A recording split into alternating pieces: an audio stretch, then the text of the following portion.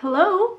Thank you so much for joining me today. Thank you for joining for 7 different ways to create elegant foam flowers. I'm so excited to have you here. If you and I have not met yet, my name is Andrea. I would love for you to pop in the comments what your name is and where you're watching from today. And I just wanted to give a couple of quick tips for a great class today that might help you out. As we're beginning, what we have found is that a lot of our crafters, whether you are someone that is a beginner, kind of in the middle, or advanced, I don't know which one you are at home, but all of those different spectrums have typically found that it's very, very helpful to go ahead and watch this class and ask questions, interact, and then go back and you can watch your replay to actually craft. So that's totally up to you. If you want to go ahead and try and do some flowers along with me, you're welcome to do that, but that is just a tip that we have found helpful. And I did want to also just tell you right now here at the beginning that after class, we would absolutely love for you to review the class. It is something that really greatly helps us to know how we're doing, but it also helps you and your fellow crafters to know what these classes are about, if you've enjoyed them, and it just kind of encourages people to feel confident in taking this class that they can do it as well. So after class, there will be a link, and the great thing is, as long as you make sure to do your review by November 7th, you will be entered to possibly win a $100 shopping spree. So super, super fun. Thank you so much for joining. Your Juanita is here from Maryland. Colleen, hello, good to see you. Chantel, Wendy, hello, thank you for joining. Let's go ahead, let's jump right in. Today we're working with foam flowers, so I want to show you the ones we're going to start with. So we'll go ahead and get up close and personal to show you these beautiful flowers, and then we'll go ahead and jump right into how we're creating these. So here we have some beautiful calla lilies that we're going to be working with today. We've got some tweet cherry blossoms. This is just a great little cluster. There's going to be some different techniques we're working on. Here we have some garden zinnias. Nice and full centers, those beautiful glittery leaves. We have poinsettias. If you are someone that is still working on some holiday or Christmas cards, there's a variation there in the centers as well. And we're going to do some really, really gorgeous asters. This one is so much fun to do. And of course, we have to show a combo. So this one is going to be wild roses mixed in with our asters. So I'll show you how you can combine those. And then we are going to finish off with how to do classic roses. And you can see there's a couple different ways that we did these. So let's go ahead, let's start off. Of course, we need to start first and foremost with some of our art foam paper. Come in a pack of 10. These are really obviously what we're gonna need today. It has a nice thick consistency. So we can go ahead and take that foam paper, and I've got a little piece here, I cut off a slice. And what you're going to wanna do is use a permanent based ink. So a lot of times we reach for our archival inks, or we reach for the stays on inks, because these are inks that are going to be permanent based, so they're going to work really great with the foam paper. So as we go, I will make sure to let you know some of my tips and kind of tricks and techniques as to how I feel like it's worked best to create with these. And so we'll just go ahead and get started. We're going to start with the calla lily. Let me just make sure to show you that beautiful stamp. And this one here, you can see here, it's this piece here that we're working with. And for this one, I believe I had you stamp off just once. And I did that because there are actually 3 in here. We will use the leaves later on too. And of course, we'll die cut with that coordinating die. So we'll set that one aside. And we're using the archival ink. This is olive. And we're just going to add a little bit of this ink onto our stamp. Hi Maria, thanks for joining. Lori from Oregon. Janet, thank you for watching. Christine, Hila from New Zealand. What time is it in New Zealand? I would love to hear that. It's always interesting to hear. And Mary Beth from Missouri. I know that there are others of you watching as well, and I just really appreciate that you're spending part of your day with me. I think we all need a little bit of crafty time, huh? So it is very important as we're stamping this to make sure that we're getting some good pressure. This is obviously a little different than our paper, but you can see we got a really great, really beautiful image. So we are good to go with that part. So the next thing I want to do, and you can do it, it's up to you. You're gonna find that for the most part, I'm coloring before I cut out. If you already cut them out and you want to color after, that's totally fine. I just find for a lot of these, it can be faster and easier for me if I just stamp them all at once and then color them at once. So we're using Archival ink, and this is Tea Rose. And of course, we have to use our daubers. I went ahead and grabbed the 30 pack to show you because, hey, we always need more ink, which means we need more daubers. So a lot of times when I'm doing this, I do want to make sure to kind of go off on the side to kind of get an idea of how much I'm applying. And you can kind of do a circular motion, adding some of the Tea Rose. And you can add as much or as little color as you like. I'm kind of doing at the tip and then maybe more at the base. And one thing, I don't know if you can see a lot of kind of what's happening here. But one thing I typically like to do when I'm creating with my foam flowers, you can see this one, it's a little bit Tea Rose, but it's almost a little bit of a green hue. And so a lot of times what I like to do is I like to stamp these off, even though they're permanent. I like to then let them sit. Usually I'll just let it sit overnight and come back to it. It just gives the ink time to settle a little bit, so you're not going to get as much mixing or as much coming off on your fingers. You might still get a little bit, it does happen, but that is something that's helpful. Then of course we'll just take our coordinating die and line this up perfectly. This is not going to be any different than cutting with paper. So you can just add that and then send it through any manual die cutting machine to cut that out. So after that is cut out, here you can see I've got a few that are already done. So what I want to do, of course, this is going to be kind of the key, is how are we shaping these? So when we go to shape, we're actually using our heat tools. Now you'll notice that I'm using the Ranger Heat tool. This is a craft tool. The reason that I'm choosing this one today is because it's very quiet. So hopefully as I turn this on, it's something that you will be able to then hear me as well. I am going to use a tweezers. The one that I chose today, I mean, you don't have to be specific, but I am going to tell you kind of the idea of what I'm picking today, just to give you an idea. So if you're wanting to try and get the exact same look, you can kind of see that. I don't know if this is a brand or not, only you. But the idea with this one is that it tapers into a very, very, I would say, pretty pointy tip. So what I want to do is I'm just going to kind of hold on to this. And what you'll notice, I'm going to do it from the back. Typically, whichever side you are heating on, that's the direction it's going to come to. So you can see it's coming towards me. So then that is a great time. This one is kind of no fuss, so I can take a little bit of hot glue, adding a little bit or a lot of it, and we'll take one of our stamens. I'm going to recommend you have a little less glue. Trying to be careful not to get my fingers. Okay. So we just pinch that shut and hold it for a couple seconds. And then that is all we need to do for this. Now that's just kind of a plain look. If you are wanting a glittered look, then what I would recommend is before you actually use your heat tool, you're going to go ahead and grab some of your beautiful glitters. Now today we're going to use a couple different kinds. So the first one that we're using is Crystal Clear. And so what we'll do is we'll just take part of our Hydro Sponge. Usually the Hydro Sponge, it's just a nice kind of a round cheese shape. And so you can just cut off a wedge. So I've added a little bit of glue on here. I can just go over the parts that I want a little bit of the glitter on. Sprinkle my Crystal Clear. We'll tap that off. Oops. I'll set this aside, and then once again we'll go ahead and hold that in place.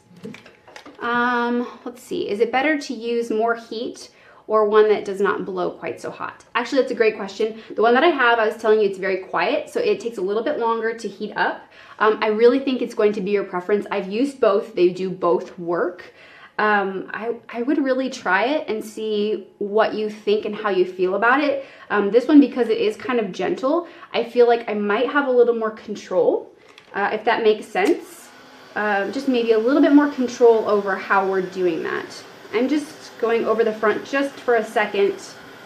We're gonna kind of curly Q up the top a little bit, and then I'm gonna go to the back so that the sides will curl in. And honestly, we do not have complete control of this. That's just the way the foam is. A lot of times it's kind of going to do what it wants, and we're just trying to control as much as we can. So I added just that little bit of glue in there, and we'll close that. There we go. Okay, so that one is just kind of a simple how to stamp, how to die cut, and add some of that crystal clear. So this can make some really beautiful bundles. And of course, as we're doing this, we were using the pastel pollen stamens, and these are going to give you lots of options. There's not just one or two, but there's multiple ones you can use for this. Do you heat the foam on a protected surface or mat? That is a wonderful question as well. Thank you, Janet. You know what? A lot of times what I find myself doing is using the tweezers and holding it up in the air to work with it. However, I know that when we were doing foam paper at conventions, have you seen, it's like a kitchen stone is what it is. And you put it kind of on top of your counters. I think it's to protect from heat. I think maybe it's also to protect when you're cutting. It's some sort of a stoneware. And I know we used something like that in the past, that you could actually put your foam piece on there, heat it on there, and you were good to go. I really wouldn't recommend just heating on your everyday table. I think that could be harmful maybe. So definitely I would use some sort of a surface protector, or just make sure that you're using your tweezers and holding it up in the air. So let's go ahead and let's move on to some cherry blossoms. So the one we'll be using is Tweet Cherry Blossoms. I don't know if you've used this one a lot or not, but this one does have some cute little birds in it. Lots of different sizes here, and of course the coordinating die. So what I wanted to show you on this one today is this lovely sheet of foam paper. So what I wanted to kind of highlight is the fact that what I typically find easiest, kind of like what I was talking about earlier, is if I go ahead and I stamp all of them that I need at once and then color them all, it just makes it a little bit easier to work with. So for today, we are using the large stamp here, and we are stamping that one off 4 times with the magenta hue. It's this one here. And then we're also stamping off the smallest one, which is this one, again in the magenta hue, but we're just doing it once. Now, honestly, the intention in this is to create some really beautiful clusters like this here. And so if you want to do more than that, you are welcome to do that. Hi, Gail. Thanks for joining from Ohio. And Terry, you're sneaking in, watching in between clients. Awesome. Well, I'm so glad that we have the replay, that if for some reason you end up with clients and don't get to see your favorite part or that necessary part, you can rewatch. So let's go ahead. Let's just work on a little bit of quick coloring. I do want to show you on each of these how I'm coloring these. Again, I like to kind of dab off the extra just in case, to make sure that I'm kind of getting the color I want. And a lot of times with my foam, I try not to be super specific. I noticed that definitely the color does fade just a little bit as we're doing this.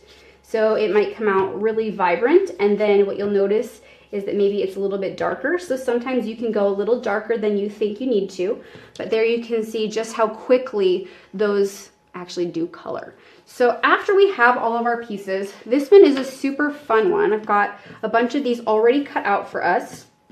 Look at these, aren't they so sweet? Such sweet little guys to create clusters. So what we'll do is we'll go ahead and we're going to take some of our stamens. Now these here are actually going to be from the Assorted Bead Medium pack. So this one does have some pink. It has lots of other colors too. So gives you lots of options. So what I've done is I've been doing just one of these in the tiny ones and a little cluster of 3 for the larger ones. Do you ever color the back? Absolutely, Chantel. And we will actually color some backs today still. So let's go ahead and do a couple of these so you can see how easily these come together. And I hope as I'm doing this that you can kind of see, I'm trying to give you a variety as to how how we are doing lots of different techniques with this, with glitter, with shaping, with coloring. So hopefully you will find that helpful. And obviously, if you have a question, just make sure to ask it. Do the foam flowers hold their shape? Linda, yes, they do really, really well. When we first came out with the foam flowers, I know we kind of were marketing them that they were a great option to be putting in the mail because they could be smushed and they would just pop right back up to place. And I think that a lot of times that's absolutely true, which is super awesome and helpful when you're mailing things. However, sometimes if you're getting a really dimensional flower, like some of them that we're working with today, I really do think that if you completely smash it, you might lose a little bit of the shape. But the great thing is that for the most part, these foam flowers have held their shape really beautifully. And honestly, if you look at this one here, this is probably one of our more dimensional flowers. This is the wild rose mixed with the aster. This one here has been shaped for maybe a month and a half, and I haven't seen that it's lost any of its shape. And it's transferred hands multiple times to make sure that you get photographs and things like that. So yes, magenta hue to sponge color on these. So we stamped with the magenta hue and we also used that to color. So let's go ahead with these. These have the wire stamens, so we can actually just pop right in there. And that's one thing I do like to do. A lot of times with this one, I can just go ahead and pop them in place a bunch and then shape them all. So here, this is the larger one, so it does have the 3. And I'm going to give you a couple options when it comes to kind of where we're at. For the most part today, you'll notice that I'm using hot glue. And the reason that I'm doing that is because it's just something that's going to very quickly set up with the foam flowers. So I feel like it definitely ends up being a little bit better option than the Dries Clear Glue. The Dries Clear Glue is great for adding glitter. And typically, you know, we add the glitter before we actually heat it, which I'll tell you more about. But what you'll notice is that the hot glue is just going to set it up real fast, making it easier to work with the foam flowers. So you do have 2 options with this one. You could go ahead and add a little bit of your Dries Clear just to kind of hold your stamens in place, or you could go ahead and use a little bit of the hot glue. So that's totally up to you. Again, whichever side you add heat to, that is the way that it's going to go. And so if I hold it to the front of this flower, I'm going to kind of hold it to the side so maybe you can kind of see it curl in. Oh yes, you see that? Isn't that fun? Oh, that was a great angle. Okay, so I'm going to do the same thing to add the next one. So I'm going to just add that next large flower. And with this one, I'm not going to put it on all the way, but again, I'm going to add a little heat to it.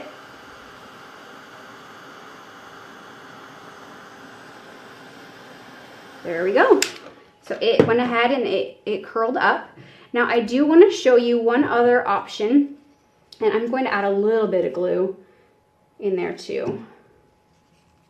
I want to show you one other way you can create this larger size. Janet, yes, that is really cool, isn't it? Okay, so let's make sure we got this one good to go. Curls right up. So this next one, I wanted to go the opposite direction. So instead of heating on the top where the actual image is, I'm going to heat it from the bottom. Let's see if I can get that in there. Okay, so it's going the opposite way. And what that's going to do is when I add my glue and put it in, it's just going to create a completely different look. So this one you can see goes up and down, and this one just goes up. So as you're creating your cluster, you can go ahead and just kind of curl them together. The other thing is this might be something where you're just kind of creating a little cluster for later, and then maybe you'll just snip them off and glue them onto whatever your project is. But these little guys here are going to be exactly the same. You can do them up or down, which works wonderfully, and they just start to create a really nice full look. And so that is why I had you stamp off so many, because to create a really beautiful cluster, you're going to need multiples. Yes, this would make a beautiful cluster in Buttercup as well. Really, really nice, I would say, kind of accent flowers. So the next flower that we are going to move into We have worked with the calla lilies, we've worked with the cherry blossoms. The next one we're going to do is actually our zinnias. So I've got the small garden zinnia here, and I've also got the large garden zinnia. And of course the coordinating dyes are going to be super, super helpful. If it was yellow, it would look like a daffodil. It would, you're right. It would be a very small daffodil, but it would be really, really beautiful. And would there be an option for colored foam in the future? Hey Terry, that's a wonderful question. I don't know that I have an answer for you for that, but it is a good option, and I would be happy to pass along that suggestion for you. So you never know. Okay, so let's go ahead. We're going to be creating these flowers here. So you can see, obviously, we're starting with kind of some no fuss options. This one is no different, but we are going to create some really beautiful leaves and do something totally different by creating kind of a statement centerpiece. And so with this one here, we're going to be stamping off with the large. Let's go ahead and look at that one. The large flower will be stamping off 3 of these with the magenta hue that we were using before with that last one.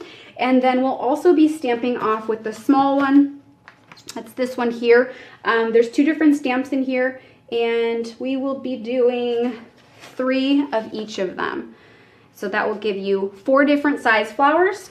And then we will also be using the small leaf too. And that small leaf, we will be doing 11, and that's because we will use it for some multiple other items, and that one is stamped off in archival olive. So let's go ahead and just jump right into this one.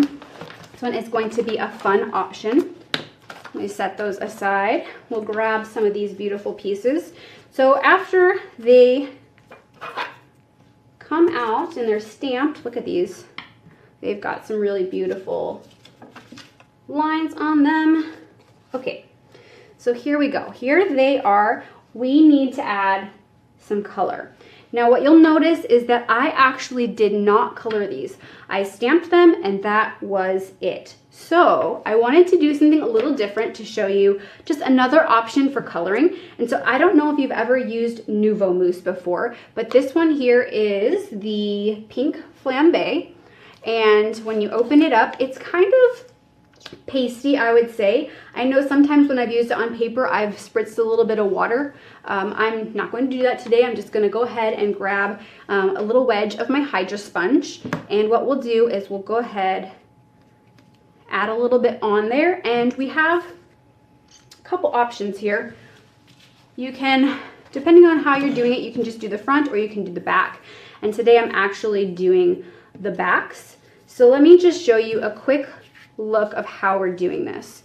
I'm just kind of going from the center out, and hopefully you can see sometimes there's one that's a little darker, sometimes there's one that's a little lighter. That's okay. I'm doing this to make sure that if we see the back, it's colored, but you probably won't see lots of it. So it's okay if they're not exactly the same. So we'll go ahead and we'll do one more of those. So you can see that again. Like I said, this one is just a super fast, super easy. Have you used the Nuvo Mousse before? I would love to hear if you've used it, if you liked it. I know when we're using it on just kind of our shaping paper, it does have a little bit of a shimmer to it. You get a little bit of that on here, but not quite as much. Again, the foam paper definitely has a little bit of a different consistency. So the next thing we'll do, we'll flip it over. And I still want a little bit of color on the front. So at this point, you can either hold it in your hand or you can still leave it on your paper and just go on the tips to add just a little pop of color on each of those. Move that over here. There we go. Do you see how that changes the color? It really adds that pop. Susan, you love using the Nuvo Mousse. You have all the colors. Awesome. Yes, they are. I mean, it's just a nice addition. It really creates some beautiful variety. Let's turn that there. Okay, so that one is done. We'll set that one off to the side. I do want to do this one still too.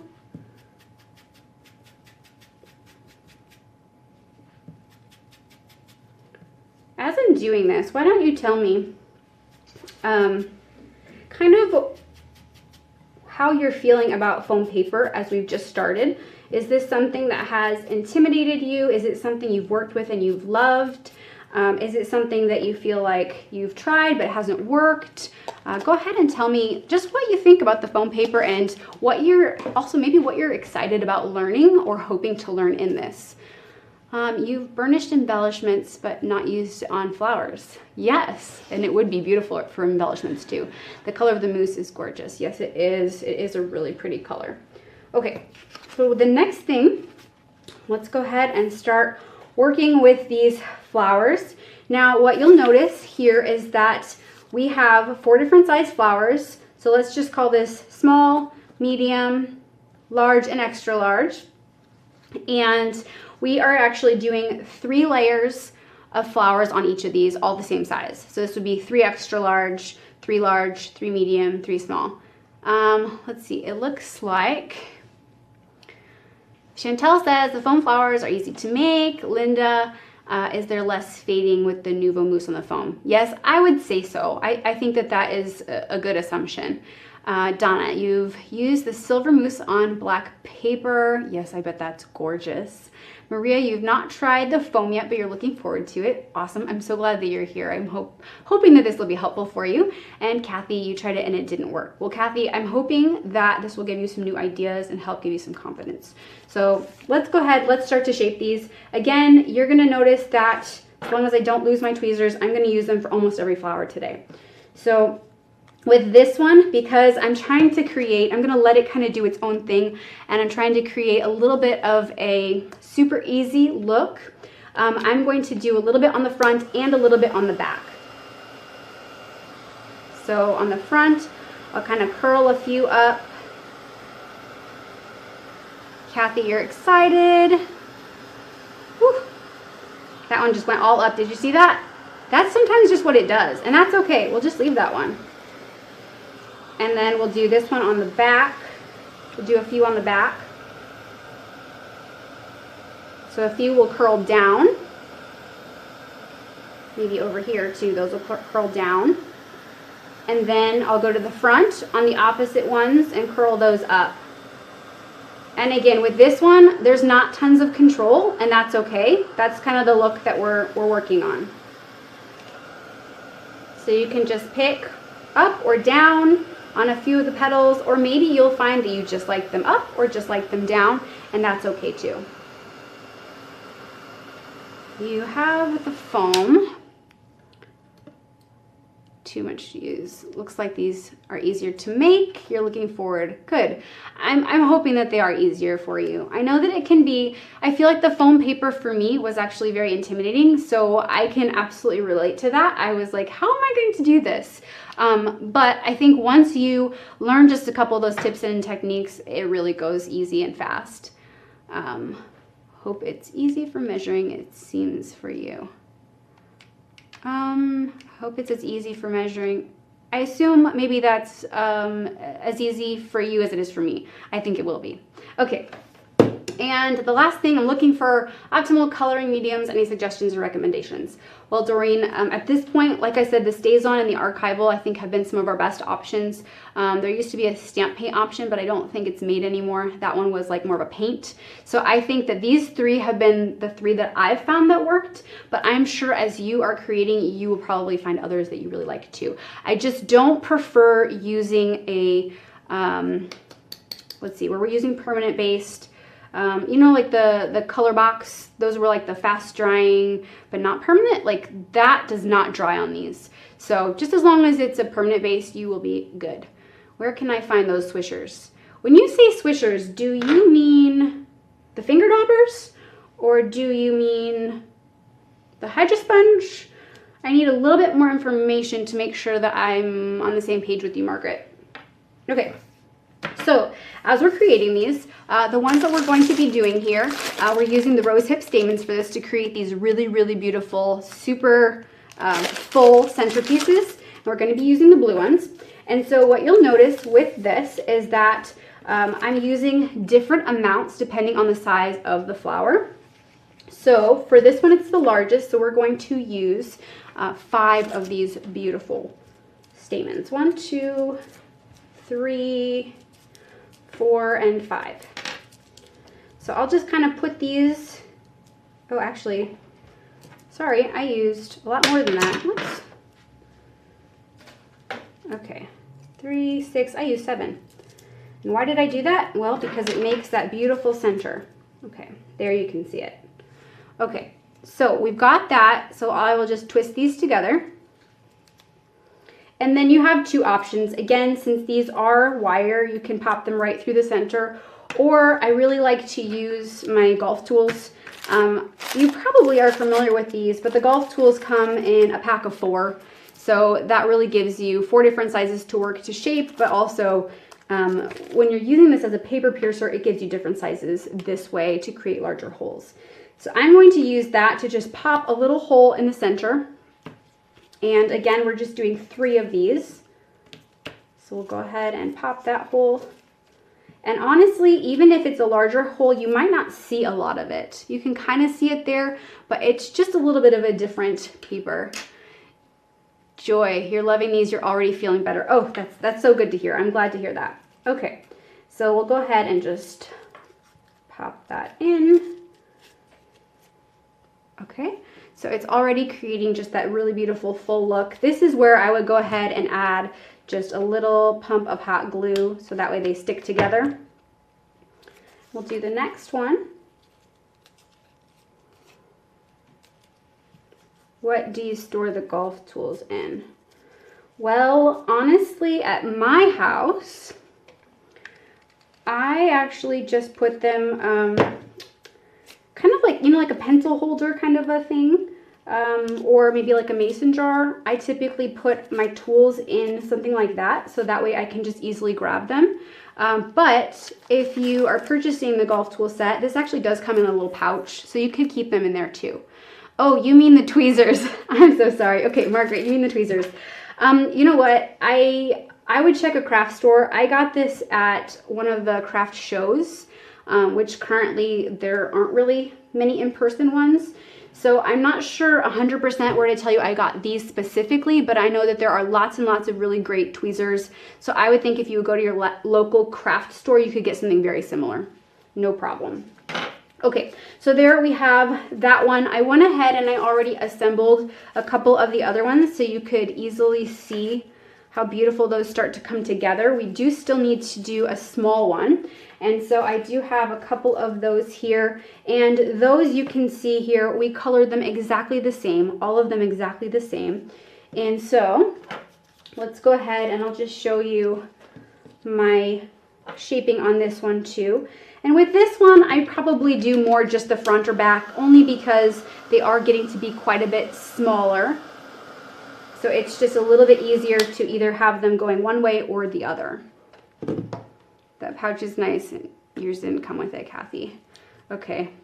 Yeah, I know, I think maybe at the very beginning when we got them, maybe they didn't originally come in that. So if I were you, I mean, personally, like I said, I like to put mine in like a mason jar so I can just have them with the point edges down so I don't stab myself, and then I can just grab what I need. But you'll have to find what works best for you, absolutely. Okay, so then this tiny one is just going to have one in the center. And again, as we start to build this, it really just starts to come together really fast and beautiful. So we've got all of these. They do all have tails on them, obviously. So as you go to glue them onto things, you have two options. You can just snip it off and glue it right on, or sometimes what I like to do is I like to leave just a little teeny tail and just push it over to the side. And that way you know that it's not going to come off.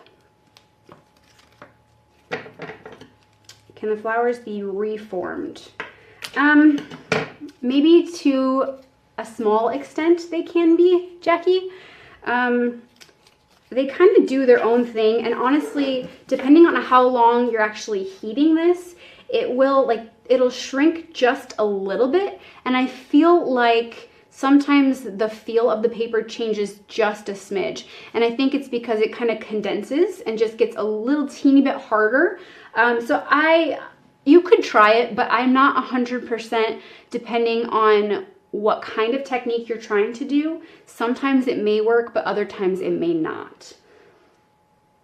Yes, the corks work really well on the end of the golf tools as well.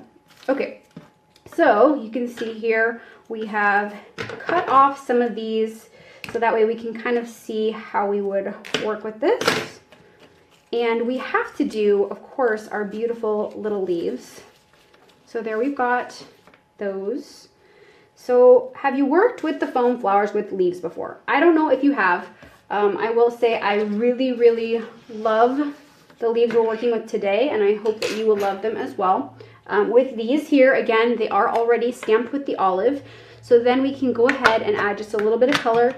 And a lot of times when I'm adding color to these, it's more of an overall color. I'm not quite as picky with how the shading goes because it is a leaf and we're not seeing tons and tons of it. So I just did something super light. The great thing is you can go back and maybe just go in the center to create a little more depth. Hopefully you can kind of see that depth that it created. This one is just super light. This one just has a little bit of variation there. So then of course, after we cut them out, we have got them here. So what I want to show you with this is just how quick and simple it is to use our tweezers. And this is one reason that you'll notice I really like the tweezers that are pointed. And it's because as I heat the back, it's going to kind of curl around. Let's see here. There, we can kind of see it curling up. So then what I do as soon as it comes off is I push it forward. So it's forming around the tweezers. With the foam paper, you definitely need a little bit of heat in order to get some shape.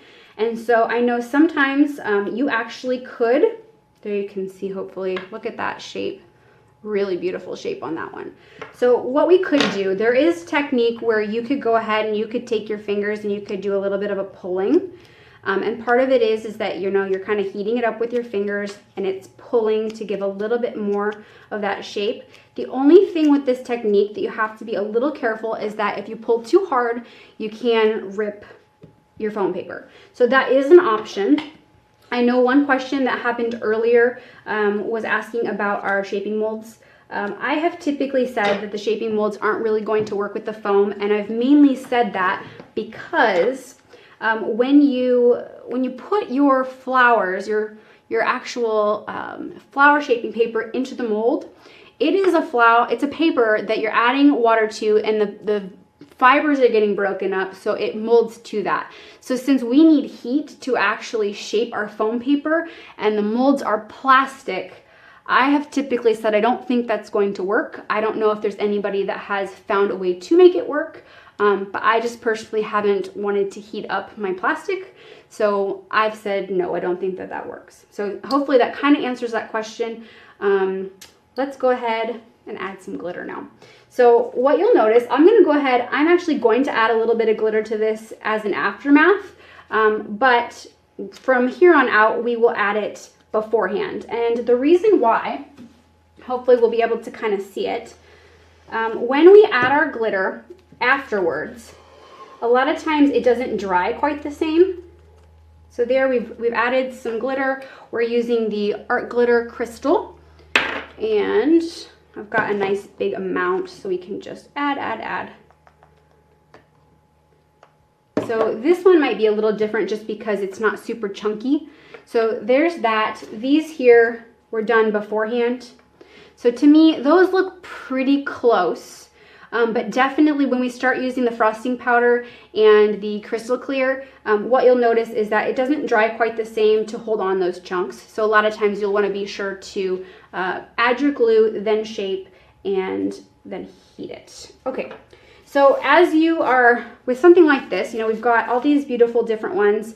You could go ahead and start to glue this onto a card and just add all these beautiful leaves then anywhere and everywhere around this to create a fullness. There we go. So you can kind of see, depending on how many leaves you do, how much it will change the look of those. So let's go ahead, and I think we should move on to some poinsettias. And with the poinsettias, we are going to kind of veer away from the no fuss option. And what we're going to start working on is we're going to work with some frosting powder and a pinching technique that is going to change this flower completely. So the first thing we need is our foam paper with our poinsettias. And the poinsettias that we're using today is the Christmas poinsettias and holly. So this is a really great one, of course, with that coordinating die. And with this one here, we are going to be stamping off, let's see here, 6 of the largest one. So that is going to be this one here. We're going to be stamping off 6 of those, and we're going to be using plum. So I've got the archival plum here. So let's go ahead, let's add a little bit of color to these and get started. Let's take our finger dauber. Now with this one here, I'm just adding, instead of going in the center of my flower, I'm just adding them on the edges, kind of the tips of the flower. And again, I'm going to do just kind of one pass on these, but on one of them, I think I'm going to just go back and add a little bit more color so you can see kind of the variation or boldness that you can get. So there we go. Okay. So these have all been colored once. If you wanted to have a bolder look, you could make sure just to add a little more ink or do a second or third pass.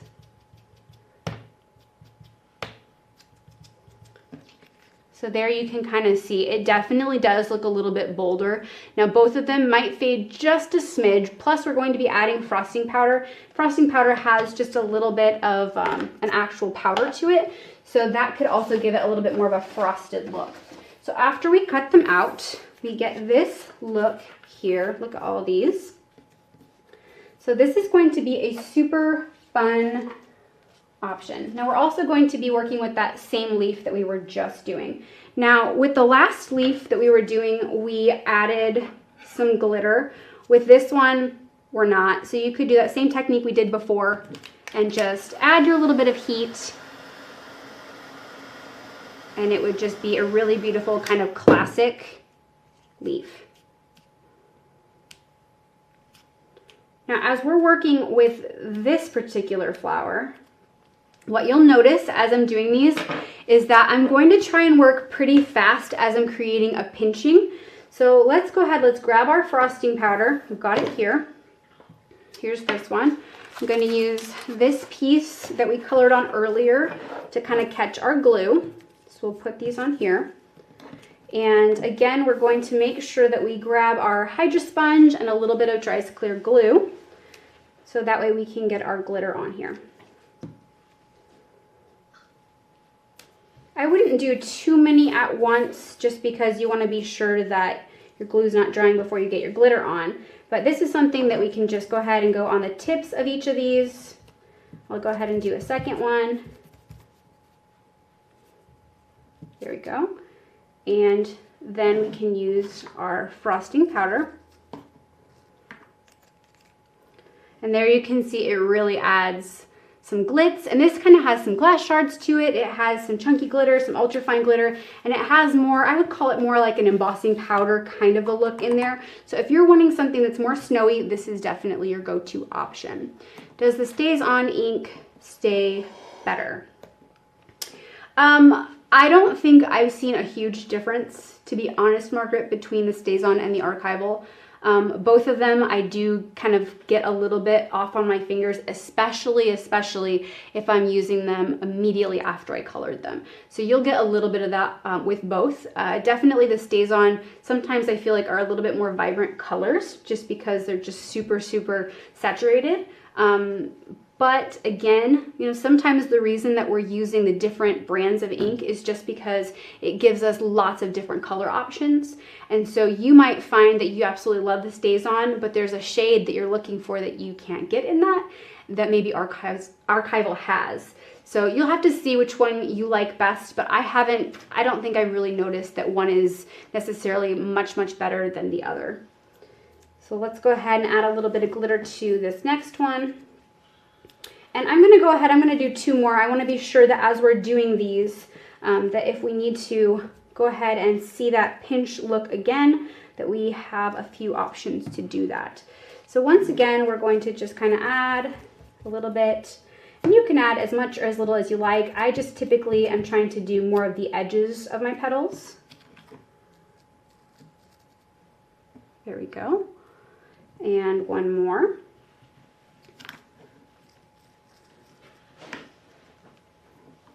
So there's that one too. You can find these when you buy the 12-pack of Prills. They come with these.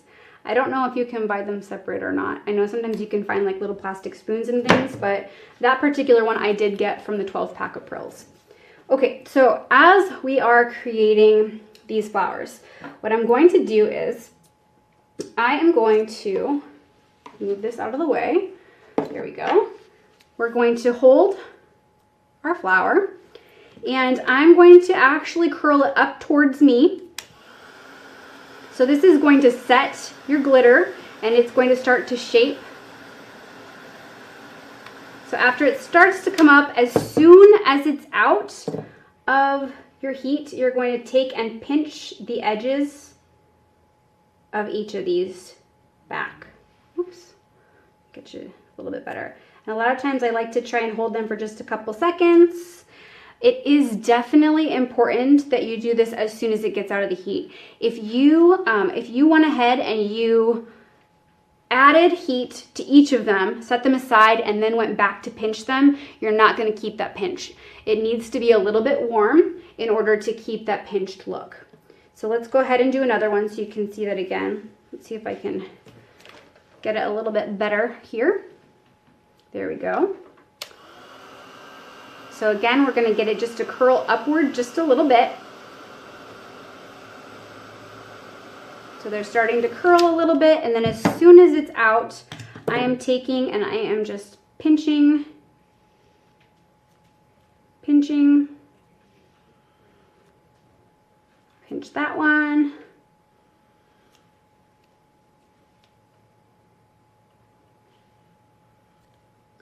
So this is giving us a little bit of control, I would say a little bit more control over how we're actually shaping and getting the look of this flower.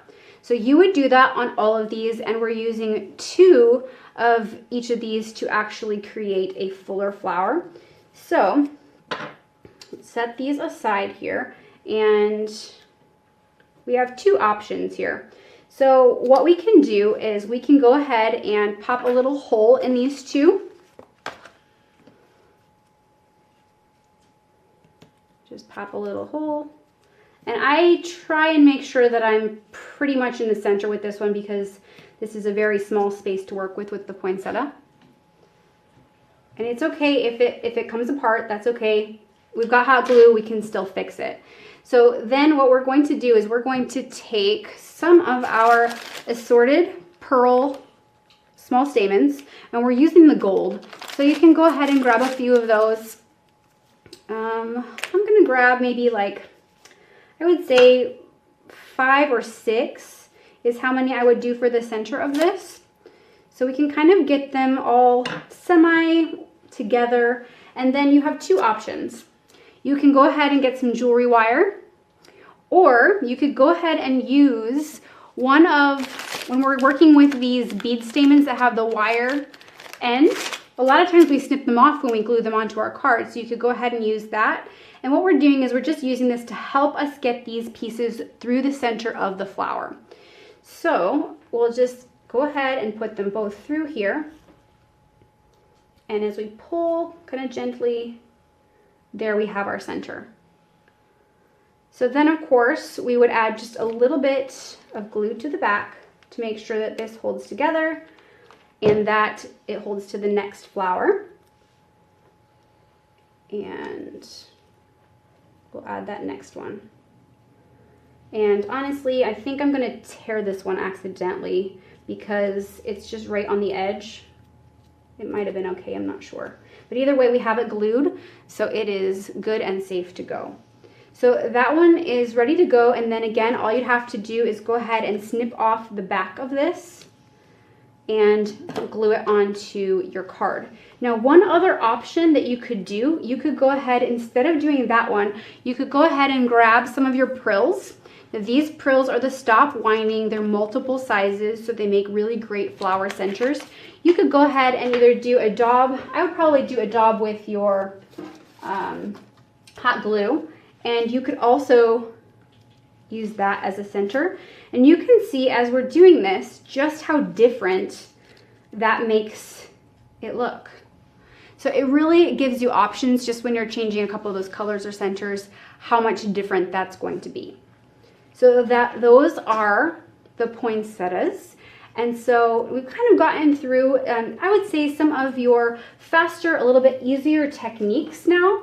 And so the next thing we want to start to focus on is some of the asters and then some of our flowers that might take us just a few more minutes. Now, as we are moving into the asters, I do want to let you know, as a thank you for taking this class with me today, we do have a free a free pack of foam paper with a $75 purchase. So the great thing is, I know a lot of times what happens is you kind of watch the video, decide what you might still need to create this, and then do a little shopping after. So this is a great time that if you have some items that you're wanting, just make sure to enter code 468081 when you're checking out, and then you'll be able to make sure to get your foam paper pack to create some more foam flowers. And that actually is going to expire November the 7th. So I would recommend when you're working on your review and when you are shopping and taking advantage of this pack of foam paper, to make sure just to do it right away. This is just kind of a crazy week. So, you know, weeks get that way, right? So if you are someone that says, hey, I've got a lot going on right now, I might be one of those people that would forget if I don't do it right away. Just make sure to do it right away, because I don't want you to miss out and then call me and say, hey, I can't believe it, but I forgot. Uh-oh, I can't do anything. So anyways, I know Tracy went ahead and she popped in the comments that information as well, so that way you have it. Can you use hairspray after you put the glitter on so it stays on the flower and doesn't come off? You know what? That is a great question, but I don't know the answer because I haven't tried it. So you might want to try that and let me know how it goes. Let's see what else. I want to make sure that I'm answering as many of your questions as I possibly can. I use clear glass for your glitter. Yes, that's a great idea. And okay, so let's go ahead and let's work with the asters. Now, I don't know about you, but we always end up with a favorite flower or something that we just really enjoy. So today, as we're getting started with the asters, I have to tell you, these asters really have turned out beautifully. So we're going to use the actual wild aster stamp and then the coordinating die, of course. And this is beautiful in paper. It's beautiful on foam. The one that we're going to do today is this one. And I know that it's not in person, but what you'll notice is, to me, this is a little bit more, would you say, kind of like a wildflower look. It's really, really full. It's kind of soft, but also kind of a wildflower look. And I went ahead and I went ahead and glued it onto a circle from the Eyelet Circle in Basic Small. So that's something you could definitely do. Obviously, it's going to be easy to accent these. So what we wanted to have done, or what we recommended for the asters, is that for the next two flowers that we're doing, not just this one, but you are stamping off 6 of this largest flower and 9 of the smallest flower, and those are with the archival Buttercup. And then we also had you do 3 of the large aster, but with the magenta hue. So what you'll notice is, like I said, the numbers for that, it's going to be for the next 2 different kinds of flower shaping and flowers that we're working with. Now, before we go into that, I do want to show you just one more leaf option that we're working with. And so if we go all the way back to the beginning, we had the calla lily option, and this has some really, really gorgeous leaves in it. And so we went ahead and had you on the PDF use the largest leaf. The small is gorgeous too, but this large one is the one that I've chosen for today. And we had you stamp this 7 times with the archival olive. So I'm going to go ahead, I'm going to show you how I've been coloring these leaves and show you a quick shaping technique, and we'll do some more shaping with this leaf as we go. But here I've already got it stamped off. And so just like we did before, if I knew where my dauber was, well, we'll use this one. Oh, I found it. Does that happen to you? You know, you go to find something or grab something and who knows where it went, and then you find it right away. It totally happens, right? Okay, so what I like to do with this is I typically go down the center, and you can kind of do a dragging or you can do a circular motion, that's up to you. And then I kind of pull it out down towards the bottom there, and then out kind of on the sides maybe a little. I'm not coloring the whole thing.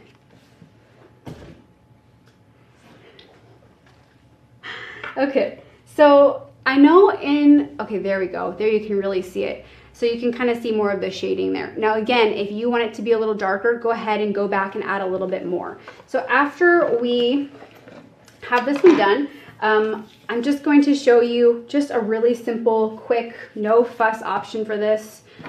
Just like we've done before. I mean, the technique follows through whether we're using flowers or leaves. You can go ahead and start on one side, maybe get it to curl up one way, and then maybe flip it to the other side to get it to go the other way as well. And you might find that you typically like your leaves going down, or you like them going up, or maybe you like them more ruffled. Definitely try a few different ways and see what you think, because there are a lot of ways to create this. Now this one, I don't know if you saw, but it flopped forward right away. So as soon as I took it off of my heat, I just went ahead and pulled it to where I wanted it to be, because it wasn't cool yet. So that is just kind of a no fuss, really wild leaf. So we'll set that one to the side. Again, you know, when you're creating this, you could just go ahead and glue it wherever you like it. And now, of course, we have to create these really gorgeous flowers. So let's go ahead and start with that. I have, what you'll notice when you're working with this, oh, actually, look, I cut one of these out. Let's go ahead and glue that on as the starter, okay?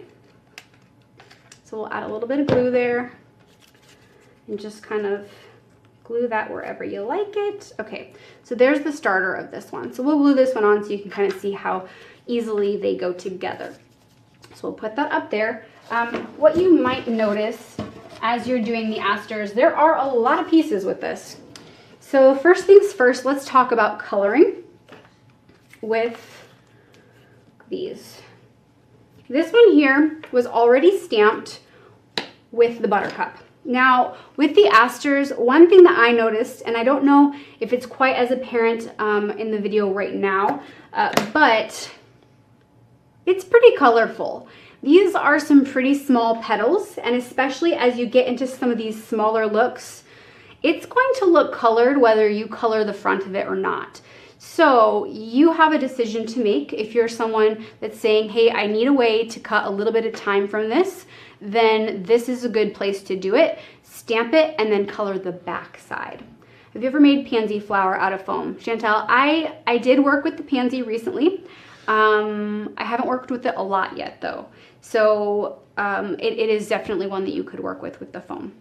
Okay, so after you cut these out, again, color them, don't color them, that's going to be up to you. Let's go ahead, add a little bit of color so you can kind of see how I'm coloring these different ones. Typically what I'll do is I will just swirl a little bit in the center and then kind of pull out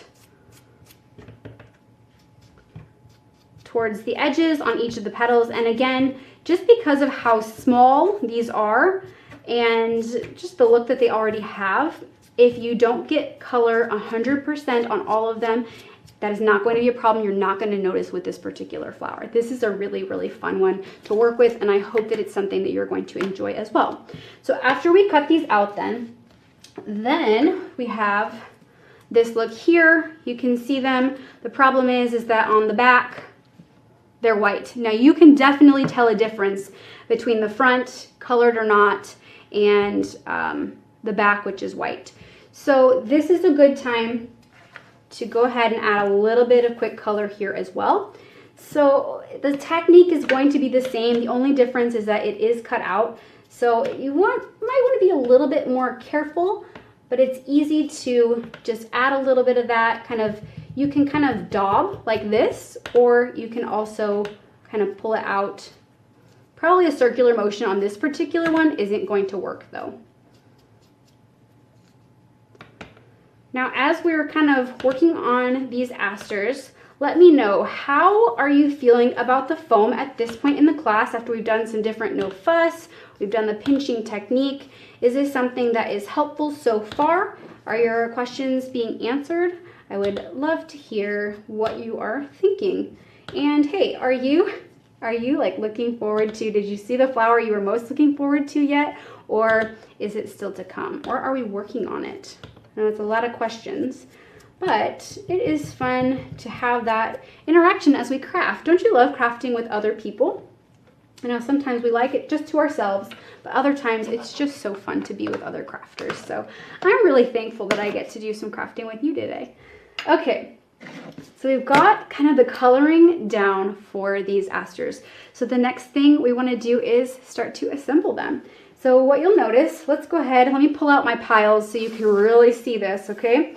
So we've got a couple different sizes of flowers. Here you're going to see we've got, these are yellow, and we've got the magenta hue, and we've got the, again, we're going to have to give these sizes, okay? Because after we cut them out, now they are what they are, and we need to give them sizes so that way you and I are both on the same page as to what we're working with, especially since we're going to be using this for the next flower as well. So we have extra large, and that is in yellow and pink, or buttercup and magenta hue. Then we also have large, same thing, both colors. Then we have small, medium and small, okay? So small, medium, large, extra large, that's gonna be the sizes. Okay, you know what you're doing this afternoon, you're gonna be working on foam flowers, that's exciting. Kathy, you're really enjoying this. You can't wait to work with your foam. Really waiting for the rose. Good. I'm so glad, Chantel. I think that that is going to be what I classified it as in my head was kind of the last one, because as we kind of start with the easy and kind of the no fuss, easy options, getting familiar with the foam, the rose is definitely completely different as to how we create it, but it is going to be easy. You're going to love it. This is your second class and you're not disappointed. Oh, thank you, Mary. I'm so glad that you're enjoying so far. Your afternoon is booked. You're loving the poinsettia, but you're excited about the roses. Yes, looking forward. You love crafting with others and you look forward to classes. Thank you. And you're looking forward to using the foam paper and you're learning so much. Good. I'm so glad to hear that. That definitely helps me to make sure that I am answering the questions that you're wanting answered. So thank you so much for that feedback. And if you wouldn't mind, if you could make sure to leave a review so that way other crafters know that it's something that could help them too, if it was something that they're interested in. You're waiting for the dahlias and the asters. Well, you know, I'm thinking maybe you were thinking, when you say dahlia, I'm thinking maybe you're talking about the wild rose, because the dahlia actually comes out next week, and I think now might be a really good time for just a quick sneak peek. What do you think? So this one is actually a foam flower, but this is the dahlia that's coming out next week. Isn't this gorgeous? I wish that we could have worked with this flower, but since it's not released yet, you are a lucky duck that we get to do a little sneak peek of these. So we'll go ahead and set this aside. Again, this is a foam flower, so this is something you can totally do with your foam. And with this one, they would have maybe just pinched up. You know, the poinsettias we kind of pinched down. This one they pinched up, and that's what gave just that little bit of shape. So just changing that little bit of pinch can make a huge difference. Karen, this is a new technique. Thank you so much. I appreciate that. Thank you. Okay, so you're loving those new dahlias. You probably are going to get on those next week and start crafting with foam paper with those right away, right? Okay, let's create these asters. I'm very excited about the asters. I hope you are too. So first and foremost, what you're gonna see here is there are actually, whether you can see them or not, I know it's kind of a nice cluster, there are 4 different flowers on here. This one and this one are exactly the same. And this is going to be 3 layers of the small and 3 layers of the small, okay? This one here is the same concept, but it is 3 layers of the medium. And then for this one here, this is going to be a combination, obviously, of our pink and our yellow. And that is going to be 3, we're going to start with that one. So I'm going to grab 3 of my large. There's 2. I need a third one. 3 of those. And then it's also going to be, because we want this to be nice and full, we're going to grab 3 of, so large and extra large. We'll set those aside. And then the center here is going to be obviously the buttercup, and those are 3, surprisingly, or not, of the extra large. Nope, I'm sorry, that's not true. They're large. There we go. See, that's why we gotta label our sizes and stick to them, right? Okay, so we'll just push all the rest of these up. We're still going to need them, but not right this second. Put these in their little piles. Okay, so how are we going to do this? Well, the first things first, we need a centerpiece. So I'm using the Assorted Bead Medium, and the reason I chose this one is because it has this color here. It's kind of, I would say it's maybe more beigey. It's kind of up to you which one you do in the center, but to me, I wanted it to not stand out necessarily from the asters. I wanted it to be about the same. And so I'll grab 3 of those so we can just kind of blend that in. You can do more than that. I think I might have even done maybe, since this is a larger flower, maybe like 5 or 6. But again, my goal with these is not that they are really a centerpiece. It's more of a holding piece.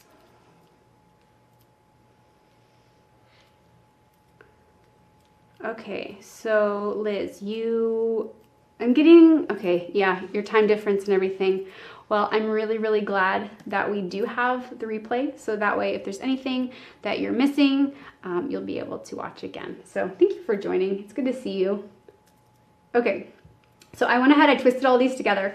So first things first, we are going to add them into the center of the aster. Now, what you're going to notice with this, I am not going to be picky with which side is up or down, whether it is the stamped or not stamped side, because both are colored and it's not going to be it's not going to be differentiated that much with this one because it's a little bit more wild. So what we want to do is we want to, again, we're kind of going from the top. We want these to come towards us. And so they're going to start to curl up towards the top, towards us. And as soon as I get them off, I am kind of taking my hand and helping coax them into that fuller look. Okay? So we'll add the next one then. And again, this is a great point that if you want to add a little bit of glue just to make sure that it's staying together, that's a good time to do that. There we go. And we'll just go again. And right now I'm kind of pulling them up towards me again. As soon as it's done, I'll just kind of pull that up. What color of pink did you use on the large flower? I used the magenta hue. Yeah, the magenta hue has been kind of the go-to pink today. Absolutely. It works out really nice. Okay, let's do one more. And depending on how we're doing this, again, sometimes I just like to put it halfway. And the reason I do that is kind of to not mess with the progress I already made with the rest of them. Whoop, got a little caught, there we go.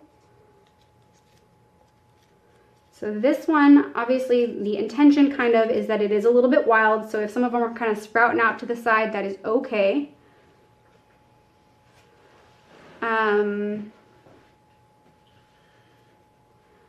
Margaret, news on the molds for the zinnias. Yes, I believe that there was kind of an ETA, maybe the beginning of December. I'm not 100%.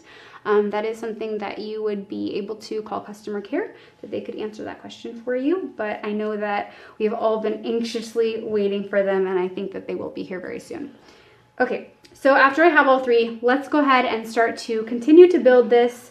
A lot of this I know is a little bit of repeat when it comes to this particular flower, but I will say definitely doing each of these steps really makes a very full Very, very beautiful flower. Oops. That one you can see I actually did rip.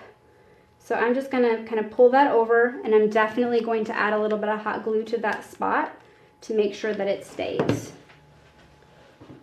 And this is one of those things too. Let me show you one other option. We could easily, as we're doing this, again, we could use our tweezers to get that to come upright as well and then put it on. That is an option.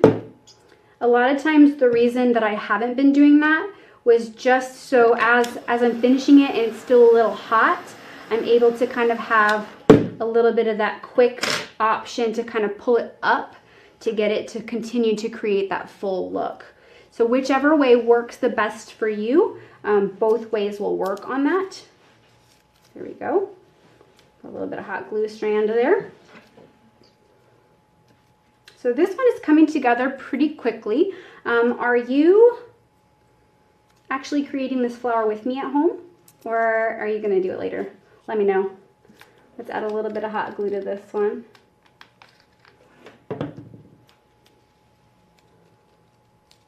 Okay, so it's really starting to become nice and full.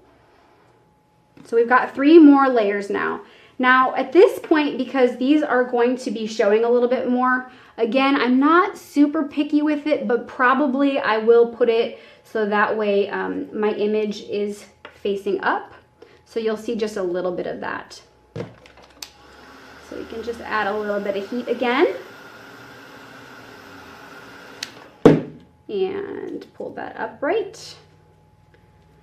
And I'm gonna add a little bit of hot glue to the back here because this next one we're gonna want to make sure glues together. It looks like a mum. It does kind of look like a mum, doesn't it? Just a fun little flower.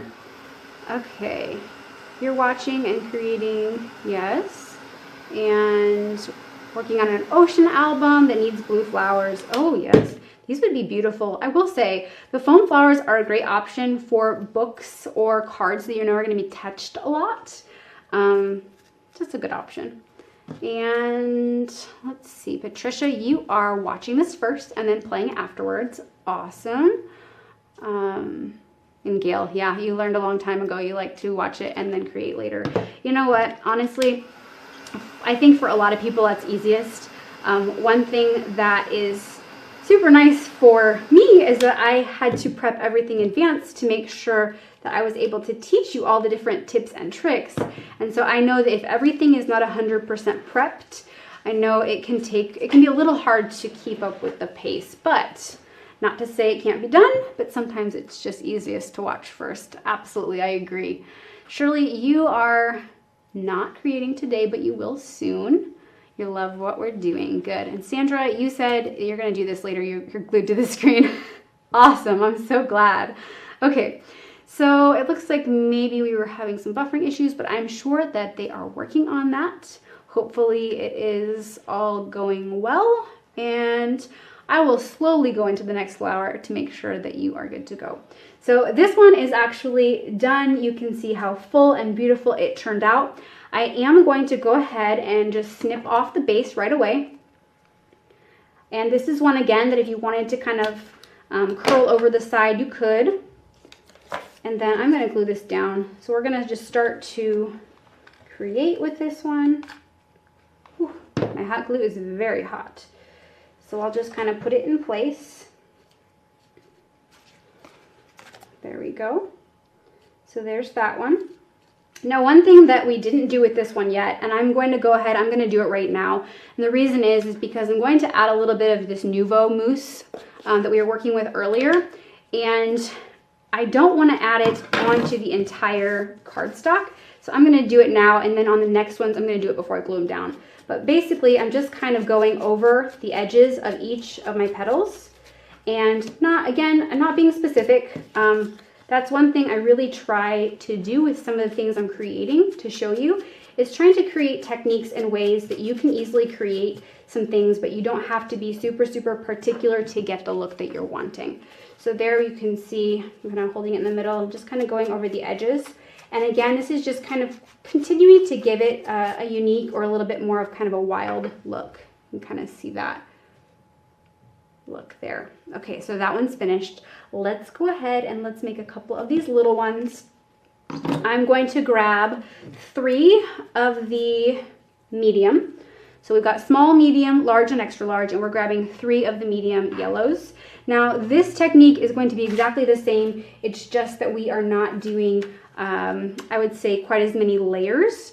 So again, we're going to grab a few of our stamens. And with this particular one, you could grab maybe 3 or 4 for the center. And then when we do the small ones, maybe just 3. So this one I have 4 right now. We'll just kind of weave those together like we've been doing.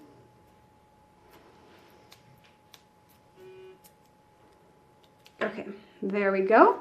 We've got those. So again, we will just put them right in the center here.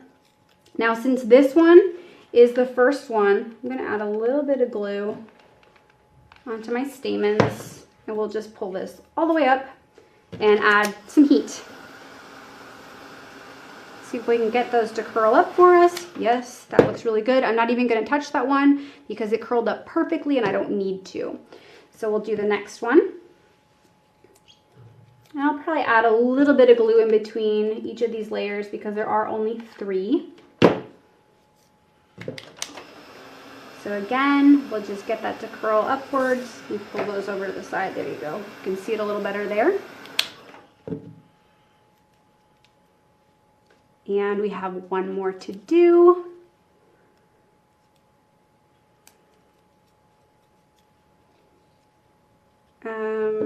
And I'm going to ask, it looks like there's definitely been some different buffering. Am I okay to continue, Enrique? Okay. Okay, he says we're doing good, so we're just going to keep going. We are so fortunate to have wonderful tech people on our teams, and Enrique is helping to make sure this video comes to each of you. And I don't know if you know Kathy from customer care, but she is actually doing the video. So when you see the close-ups, she's helping with that today. And of course, Tracy's moderating. So we're so thankful for all of the members at Heartfelt that helped to make this a reality for us. So here we've got our medium. Now, what I'm going to tell you is that with this one here, we were creating, of course, the large one we already did. And then we're doing this medium. And then I already went ahead and I did one of the smalls. And I'm finishing up. I've got 2 layers with the small, and I have 1 more to put on. So this is exactly the same as how we did the medium. We're just using the small. So you added your stamens and then did 3 layers. Now let's make sure to add a little bit of our Nuvo on the tips of each of these. And definitely it is easier to add your Nuvo when you kind of can get the base of the flower and hold that a little easier. So I recommend definitely, if you can, if you remember, add the Nuvo before you glue it to your card. So we'll do that on each of these. There we go. Okay, so here let's just show you that beautiful color there.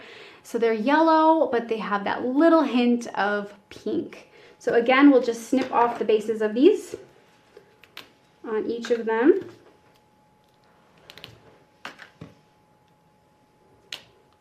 And then we can start to glue them in. Now, as I'm gluing these in, what I like to do, I don't know where the lid to that went, but that's okay. Okay, so what I like to do is kind of, sometimes I'll put them in place to get an idea of where they're going to go before I actually glue them down.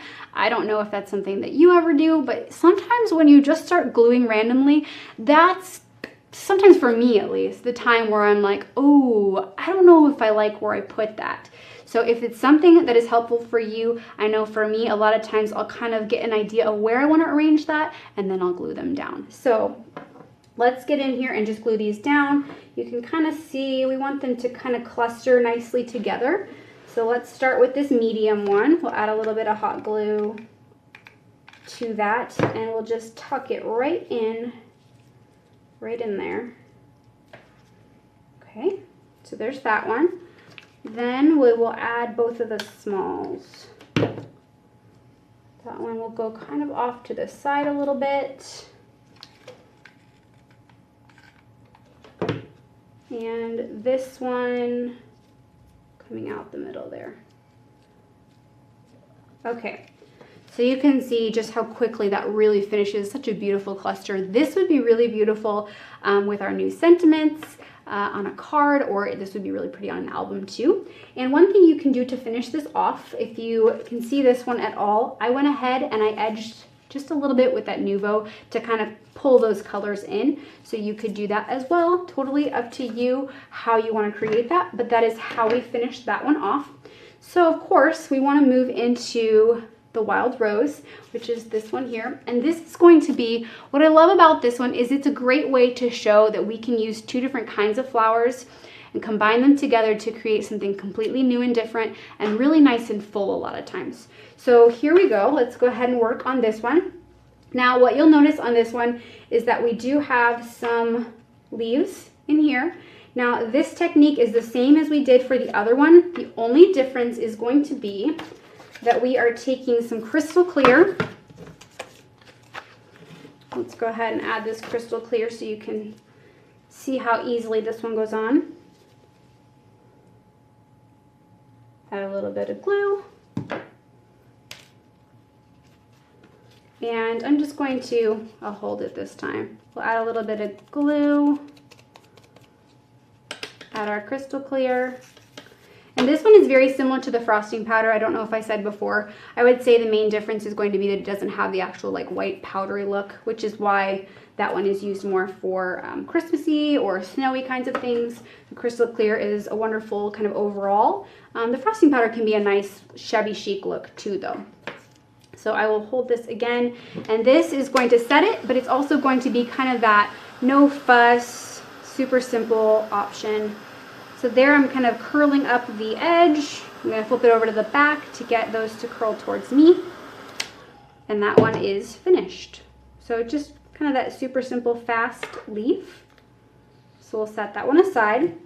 So now we need to start working on this flower.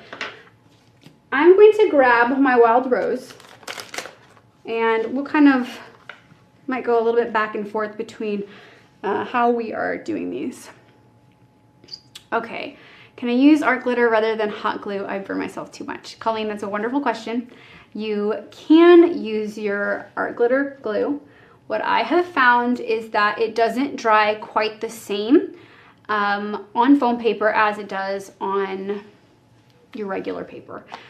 So typically if I use my Dries Clear glue, it is for something that's going to be super simple, like a center that I can add it, leave it, and come back to it. If it's something like when you're adding a layer, I really prefer the hot glue because it dries super fast. Otherwise, I feel like you might have to hold this for a little while to make sure, but absolutely try this and see what you think. This is an amazing glue. It does work, it just works very differently. So try it out and see what you think. Do you need a low temp hot glue gun or does it matter? I don't think it's really going to matter. I have the 2-temp dual temperature. It's by AdTech. It does have the high and low setting, but mine is currently on the high setting. So as long as it's a hot glue that you can use and is going to actually glue your foam together, you're totally good to go. If you prefer the low temp, try it out and see if it works. I'm sure that it will though. Okay, so the large Wild Rose is the next one that we're going to be working with. And with this one here, of course, we've got the coordinating die, have to have that. There are 2 different sizes in here and there is a leaf. This leaf is beautiful. I'm not using it today, but it is a great option when you're crafting. So what I had you do is I had you stamp off 7 of the large and 3 of the small. And for this one, we did switch over into the StazOn, and this is a vibrant violet. So we've got that one that we're using today. So I've got one of them here. We'll go ahead and work on the coloring side of this, and then after we have everything colored and kind of started to shape, we can start to add them together. So let's grab a dauber. Now with this one, I am just kind of going around the outer edges on all of these.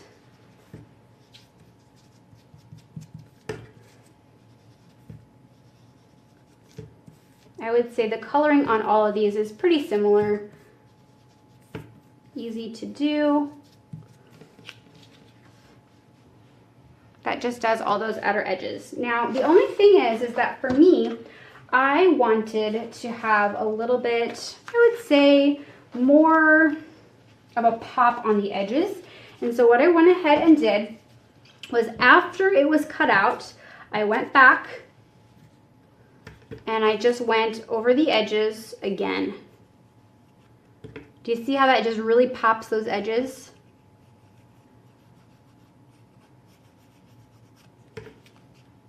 There we go.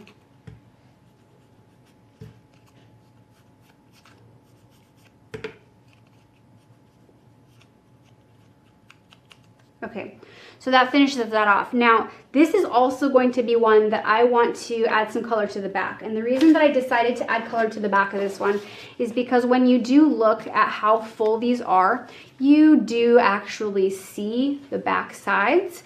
And so I feel like for me, for this flower, if it was white, it would kind of take away from the beauty that we're trying to create with this one. And so just like we've done in the past, we are just starting kind of in the center and going out towards the edges. And it doesn't have to be 100% perfect. You can kind of do the pulling motion, or you could do more of a circular motion as well. So whichever way you are most comfortable with, that will work wonderfully. So it doesn't have to be super bold. It just has to be enough to actually see that color and really finish off the back of this. So we've got quite a few of these. Like I said, we did multiples. So this one here is a great example of kind of some very quick shaping after we heat it. So I've got my tweezers and I've got my heat gun, and I'm going to point it towards the actual stamped image so that way it comes up towards me. And as soon as they start to curl in, then I'm going to remove them. And I'm going to do this twice. So I'm just pinching, and you can see I kind of hold them together then, like pull that down there. So just kind of a quick pinch or pleating. And I typically do 2 petals and hold both at once. And part of the reason that I'm doing that is because I want to be sure that I'm doing this quickly, that I'm able to get the shape on each of these petals. So can you see how that creates really beautiful texture?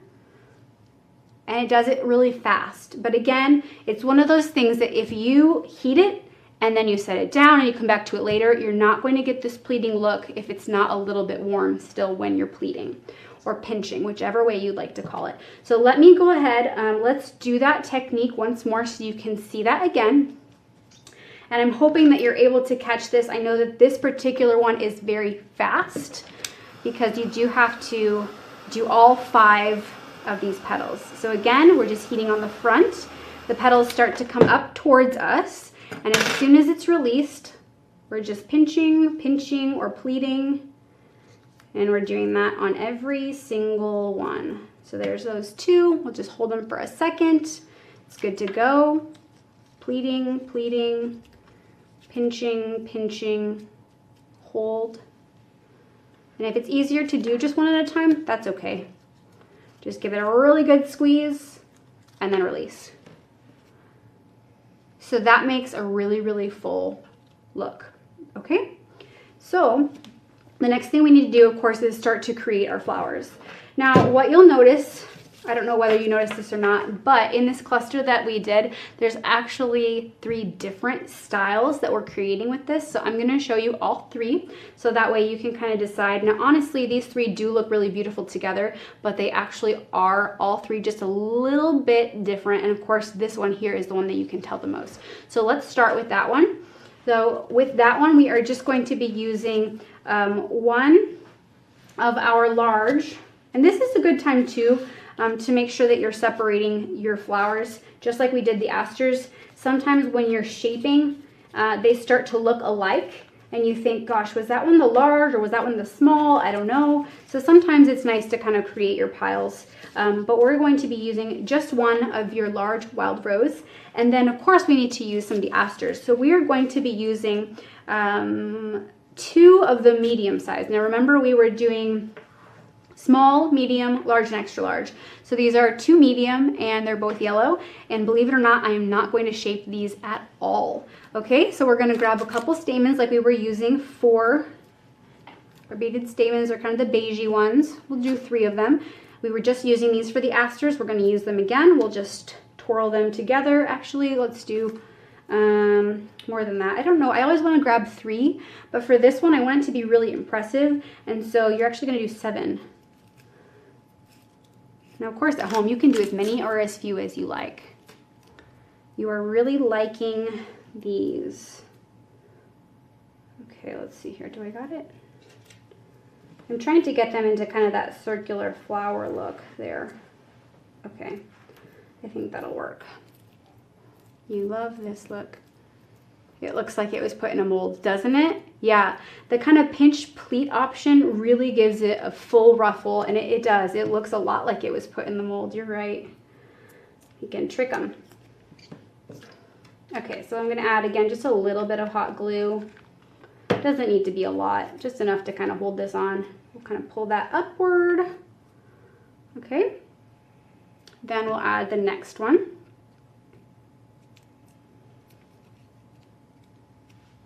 Add a little bit more hot glue. And I like to offset this one so they're not on top of each other, but it just makes a fuller look. Okay. And then a little bit more hot glue. Lots of hot glue. And we'll just pop that through the center. And that one is done. Tell me what you think of that one. It's kind of a fun one. And honestly, you could go ahead and add a couple more layers to this and just create a really, I would say a fuller look to this. That's totally up to you. But this is kind of flower option number 1 with the combination of wild rose and asters. So let's go ahead and set that one off to the side. And let's create the next one. So the next one we're going to do is going to be this one here.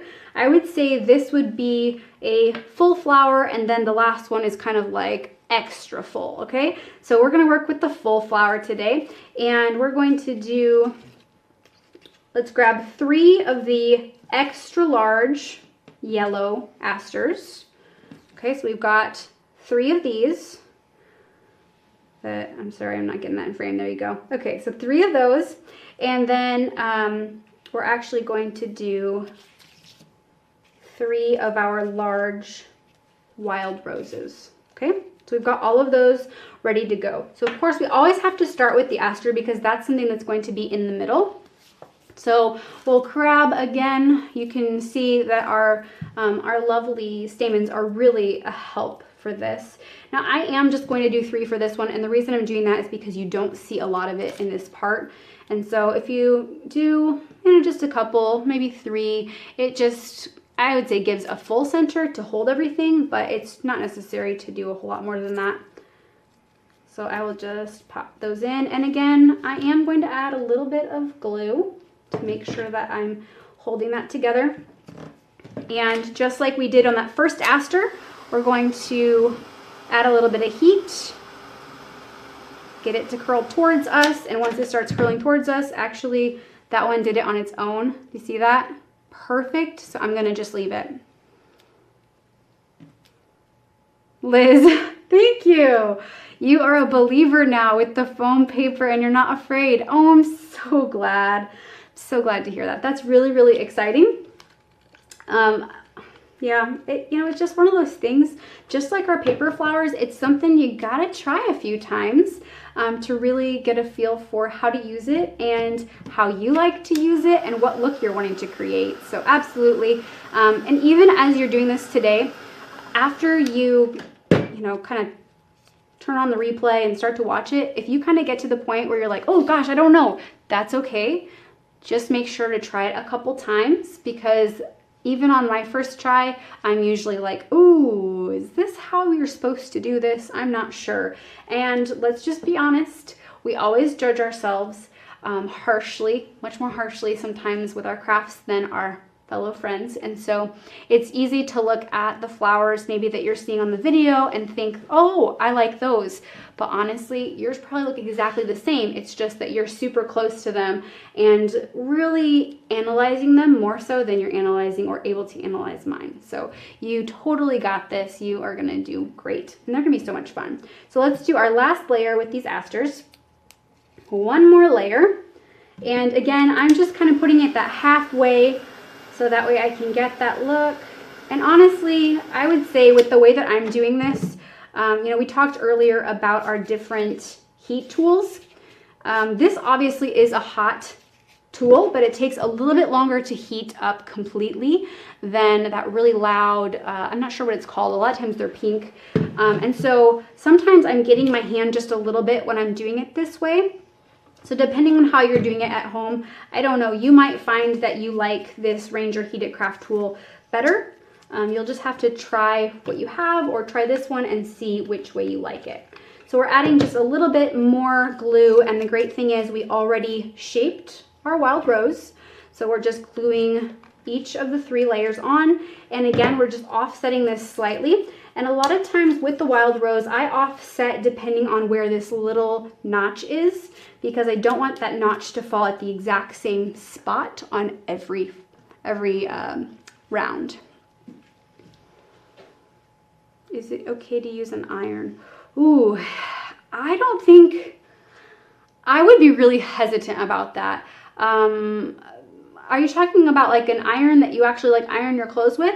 I would assume that probably that would be too much concentrated heat that you might melt the whole thing, but I don't know. But I think you definitely would not get the same kind of shaping if you tried to use an iron. So I probably would say no, I don't think that would work. Okay, we have finished our second wild rose flower. There you can see, this is just a really beautiful full flower, and this came together very quickly. You know, today we're actually cutting out, shaping and coloring, stamping tons and tons of flowers to show the different looks. But this one is just 3 layers of the wild rose and 3 layers of the aster. So this one could be a super fast and easy option for you. So we will set that one aside as well. And let's go ahead and go into our final wild rose. And again, this one is just a super, super full look. And so with this one, we are going to be using, let's go ahead and pull some out, 4 of the large wild rose. So we've got our little pile there. 2 of the small wild rose. So we've got that pile there. I'm gonna put some of the extras off to the side. And then you're using 2 of the extra large in the yellow aster and 2 of the large yellow aster as well. Now, because the center of this is exactly the same as the last one we did and the other asters, I went ahead and I did my 2 large and then my 2 extra large on the bottom to create this fuller look. So it's already good to go. So all we need to do now is go ahead and assemble all of the wild rose. So we'll start with the smaller ones and building out towards those larger sizes. So again, we did the large aster. We did 2 layers of the large aster, 2 layers of the extra large aster, and now we are doing 2 layers of the small wild rose. And then after we finish with these small wild roses, we're going to do 4 of our large wild rose.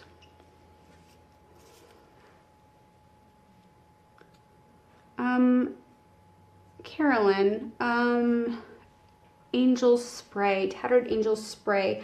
I'm not really familiar with that, so I haven't used it. And to be honest, since I'm not super familiar, I don't really know what that is. Is it more of an ink? Is it more of like a glitter spray? Is it color? Like, I'm not really sure. So because of that, I would definitely, like, it's one of those things, there's trial and error. Sometimes you're going to have a product at home that I don't have at my home. And so it might be something that works great, but it might just be something I've never tried. So definitely you could try it and see what you think. It might work, but it might not. I'm just not sure. I'm sorry, I don't have a better answer for you for that. So I'm still just adding my layers here, making sure to add some hot glue as we go. It just really helps to hold everything together. We don't have to worry about the whole flower falling apart. There we go. I'm continuing to offset these as I go. And you can see I still have 2 layers to go. This looks beautiful as it is. I just really wanted just kind of a statement flower, which is why I did so many layers. So I just kept building.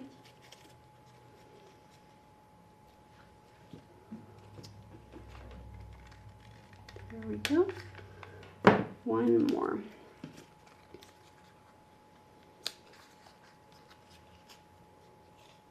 Okay, there you go. Do you see that? Look how full that one is. What do you think of that one? This, honestly, a little behind the scenes, when I started making this foam flower class, this was actually the first flower that I made.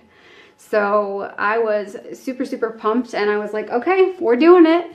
So this is what actually finally got this class into gear. So the last flower that we are going to work on are going to be the roses.